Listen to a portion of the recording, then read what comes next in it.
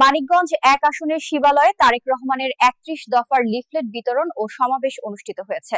বিস্তারিত দেখুন প্রতিবেদনে। মানিকগঞ্জ ১ দৌলতপুর ঘিওর শিবালয় আসনে ধানের শীষের মনোনয়ন প্রত্যাশী বাংলাদেশ জাতীয়তাবাদী দল বিএনপির কেন্দ্রীয় নির্বাহী কমিটির সদস্য ও জেলা বিএনপির সাবেক সাধারণ সম্পাদক এবং জেলা বিএনপির আহ্বায়ক কমিটির ১ নং সদস্য এস.এ. জিন্নাহ কবির বলেছেন, আমি নির্বাচিত হলে কৃষকদের কৃষক শ্রমিক গ্রামগঞ্জে খেটে খাওয়া দিনমজুর মানুষের ভাগ্য উন্নয়নের কাজ করব।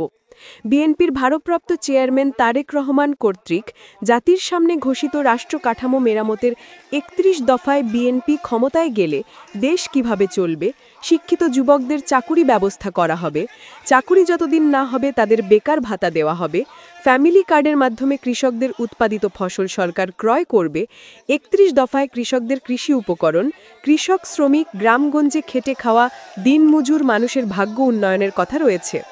আজ শনিবার ২৭ সেপ্টেম্বর মানিকগঞ্জের শিবালয় উপজেলা উথুলি ইউনিয়ন ও তেওতা ইউনিয়ন বিএনপির উদ্যোগে রাধাকান্তপুর সরকারি প্রাথমিক বিদ্যালয় মাঠে বাংলাদেশ জাতীয়তাবাদী দল বিএনপির ভারপ্রাপ্ত চেয়ারম্যান তারেক রহমান ৩১ দফা বাস্তবায়নের লক্ষ্যে লিফলেট বিতরণ ও বিশাল সমাবেশে বক্তব্যে এস.এ. জিন্নাহ কবির এ কথাগুলো বলেছেন। তিনি বলেন, ৩১ দফার মধ্যে কৃষক শ্রমিক গ্রামগঞ্জে খেটে খাওয়া দিনমজুর মানুষের ভাগ্য উন্নয়নের কথা রয়েছে। তিনি আরও বলেন, ৩১ দফার মধ্যে আছে কোনো ব্যক্তি জোর করে স্বৈরাচারী কায়দায় ২ বারের বেশি প্রধানমন্ত্রী হতে পারবেন না।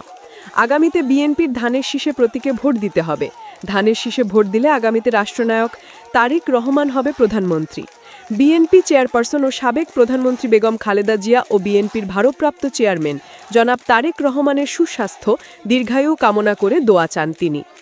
বিএনপি নেতা মোহাম্মদ আবু বক্কর হোসেন সভাপতিত্বে ও ইউনিয়ন বিএনপির সাংগঠনিক সম্পাদক মোহাম্মদ মাজেদ মিয়া এর সঞ্চালনায় এ সময় আরও উপস্থিত ছিলেন জেলা যুবদলের আহ্বায়ক কাজী মুশতাক হোসেন দীপু, জেলা বিএনপির সাবেক কৃষি বিষয়ক সম্পাদক এবং উপজেলা বিএনপির সভাপতি তথা জেলা বিএনপির আহ্বায়ক কমিটির সদস্য মোহাম্মদ লোকমান হোসেন, শিবালয় উপজেলা বিএনপির সভাপতি রহমত আলী লাবলু বেপারী, দৌলতপুর উপজেলা বিএনপি সভাপতি মোহাম্মদ সিরাজুল ইসলাম সিরাজ, ঘিওর উপজেলা বিএনপি সভাপতি মীর মানিকুজ্জামান মানিক, শিবালয় উপজেলা বিএনপির সাধারণ সম্পাদক হাজী মিজানুর রহমান লিটন, দৌলতপুর উপজেলা বিএনপির সাধারণ সম্পাদক মোহাম্মদ আনিসুর রহমান আনিস, জেলা বিএনপির সাবেক প্রশিক্ষণ বিষয়ক সম্পাদক এবং দৌলতপুর উপজেলা বিএনপির যুগ্ম সাধারণ সম্পাদক মোহাম্মদ ফিরদৌস রহমান, ওলামা দলের কেন্দ্রীয় সদস্য এবং দৌলতপুর উপজেলা বিএনপির যুগ্ম সাধারণ সম্পাদক মাওলানা হাবিবুল্লাহ নোমানী, ঘিওর উপজেলা বিএনপির স্থানীয় সরকার বিষয়ক সম্পাদক মোহাম্মদ রাজা